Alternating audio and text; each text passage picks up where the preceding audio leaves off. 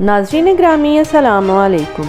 नाज़रीन, आपको एक अहम खबर से आगाह करते चलें कि अमरीकी एजेंसियों ने दावा किया है कि सऊदी अरब चीन की मदद से बैलिस्टिक मिज़ाइल बना रहा है।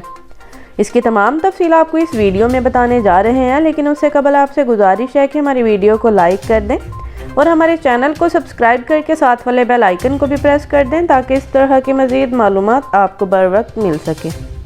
जी तो नाज़रीन, आपको बताते चलें कि अमरीकी इंटेलिजेंस एजेंसियों ने इंकशाफ किया है कि सऊदी अरब अब चीन की मदद से अपने बैलिस्टिक मिज़ाइलों की तैयारी पर काम कर रहा है।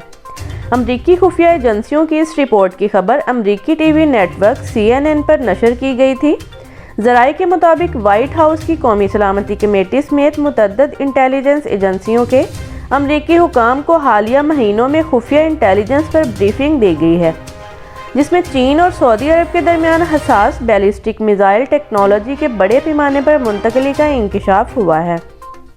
CNN की जानिब से हासिल करदा नई सैटेलाइट इमेजेस में इशारा मिलता है कि सऊदी अरब पहले ही चीनी मदद से कायम की गई जगह पर बैलिस्टिक मिज़ाइल तैयार कर रहा है।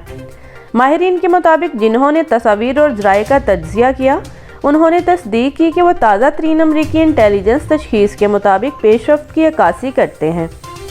नई तस्वीर से ये बात सामने आई है कि सऊदी अरब अब उस जगह पर बैलिस्टिक मिज़ाइल तैयार कर रहा है।